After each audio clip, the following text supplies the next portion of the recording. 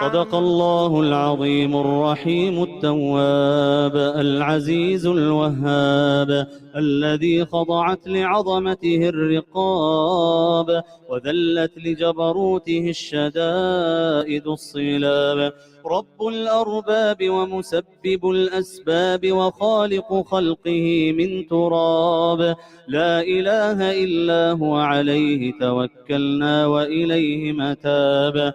صدق من حسبنا به كفيلا، صدق من اتخذناه وكيلا، صدق الهادي إليه سبيلا.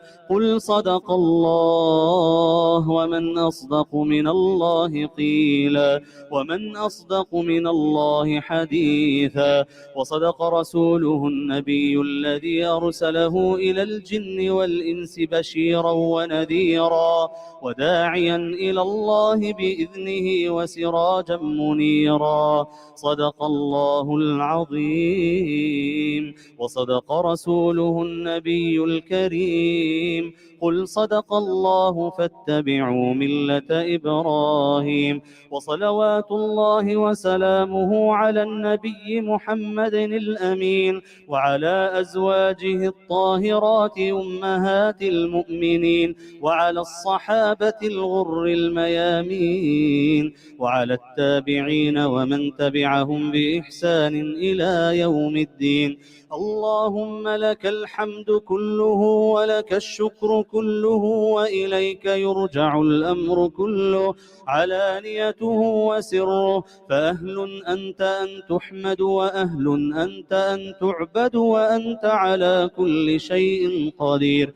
اللهم لك الحمد على ما يسرته لنا من صيام شهر رمضان وقيامه وتلاوة كتابك العزيز الذي لا يأتيه الباطل من بين يديه ولا من خلفه، تنزيل من حكيم حميد. اللهم لك الحمد على ما يسرته لنا من ختم القرآن العظيم.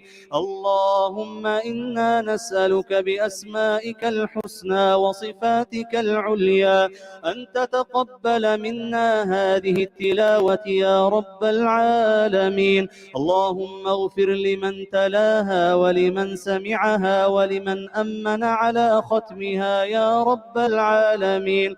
اللهم اجعلنا عند ختم القرآن من الفائزين، وعند الثواب من الحائزين، وعند النعماء شاكرين، وعند البلاء صابرين، ولك في جميع أمورنا شاكرين، ولك في جميع شهورنا ذاكرين. اللهم إنا عبيدك بنو عبيدك بنو إمائك نواصينا بيدك، ماض فينا حكمك، عدل فينا قضاؤك. نسألك اللهم بكل اسم هو لك أنزلته في كتابك أو علمته أحدا من خلقك أو استأثرت به في علم الغيب عندك، أن تجعل القرآن العظيم ربيع قلوبنا ونور صدورنا وجلاء همومنا وغمومنا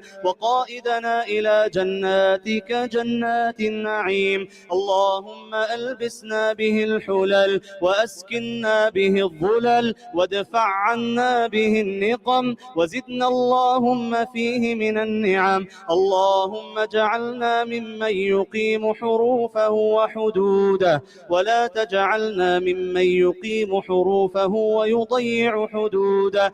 اللهم اجعلنا ممن يقرأ القرآن فيرقى ولا تجعلنا ممن يقرأ القرآن فيشقى. اللهم اغفر لنا عما بدر منا في تلاوته من خطأ أو نسيان أو تحريف أو تبديل أو زيادة أو نقصان. اللهم اجعلنا بالقرآن شاكرين وعند عند النعماء شاكرين وعند البلاء صابرين. اللهم إنا حضرنا ختم كتابك وأنخنا مطايانا ببابك، فلا تطردنا عن جنابك، فلا تطردنا عن جنابك، فإنك إن طردتنا فلا حول لنا ولا قوة إلا بك.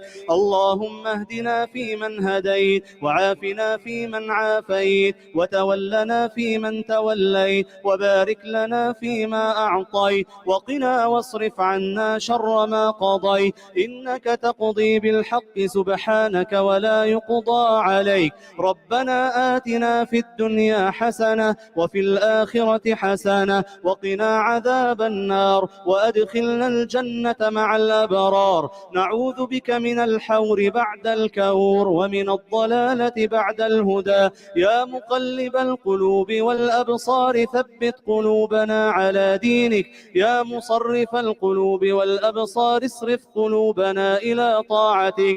إليك رب فحببنا، وفي أنفسنا لك فذللنا، وعلى صالح الأعمال فقومنا، ومن سيء الأخلاق فجنبنا، وعلى صراطك المستقيم في الدنيا والآخرة فثبتنا.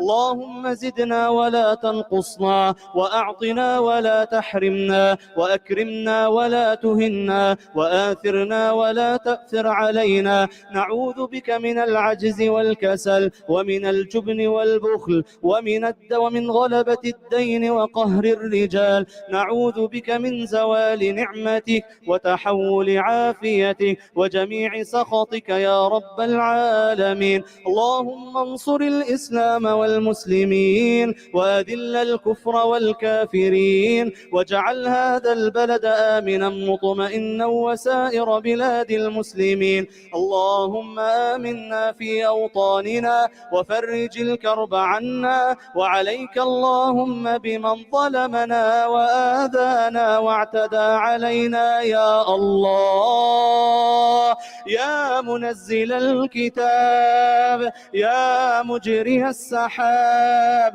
يا هازم الأحزاب، عليك بأعدائنا يا الله. اللهم إنا نجعلك في نحورهم ونعوذ بك اللهم من شرورهم. اللهم أنزل عليهم غضبك ورجزك إله الحق، أنزل عليهم غضبك ورجزك إله الحق. اللهم انصر عبادك المؤمنين في كل مكان. اللهم فرج عن أهلنا في غزة يا الله. اللهم انصر إخواننا في غزة يا الله. اللهم وارحم أهلنا في غزة يا الله. كن لهم عونا ونصيرا وسندا وظهيرا. اللهم ارفع عنهم الحصار والدمار والقتل والجوع والخراب يا رب العالمين. عليك بمن ظلمهم وخذلهم يا رب العالمين. نجعلك اللهم في نحورهم، ونعوذ بك اللهم من شرورهم. لا ترفع لهم راية ولا تحقق لهم غاية، واجعلهم لمن خلفهم عبرة وآية. اللهم أكرم شهداءنا وشاف جرحانا وأطلق سراح أسرانا. اللهم أعد أسرانا إلى أهلهم يا الله. اللهم أعدهم سالمين غانمين غير خزايا ولا محرومين. يا حي يا قيوم ندعوك بأن تطفئ نار الحرب يا الله. اللهم أطفئ نار الحرب يا الله. اللهم سلم المسلمين من شر الظالمين. اضرب الظالمين بالظالمين، وأخرج المسلمين من بين أيديهم بأيديهم سالمين غانمين. فك الحصار عن أهل غزة يا رب العالمين. اللهم اختم لنا شهر رمضان برضوانك والعتق من نيرانك. أعد علينا رمضان أعواما عديدة وأزمنة مديدة وسنين بعد سنين. اللهم إنك عفو تحب العفو فاعف عنا يا كريم. اللهم اعتق رقابنا ورقاب آبائنا وأمهاتنا من النار برحمتك يا عزيز يا غفار. اللهم اجز القائمين على خدمة هذا المسجد يا رب العالمين خير الجزاء. اجز حراسه وسدنته ولجان نظامه خير الجزاء، واجز الوافدين عليه يا ذا الجلال والإكرام. أعطهم سؤلهم وبيض وجوههم يا رب العالمين. اللهم اغفر لأئمة هذا المسجد يا رب العالمين واجزهم خير الجزاء وأعطهم سؤلهم يا رحمن يا رحيم. واشف مريضهم وسقيمهم يا رب العالمين. اللهم اشف من كان يدعوك في هذا اليوم من كل عام يا رب العالمين، ورده إلى محرابك سالما غانما يا أكرم الأكرمين. ربنا آتنا في الدنيا حسنة وفي الآخرة حسنة وقنا عذاب النار، وأدخلنا الجنة مع الأبرار. سبحان ربك رب العزة عما يصفون وسلام على المرسلين والحمد لله رب العالمين. وصلى الله وسلم على سيدنا محمد وعلى آله وأصحابه أجمعين.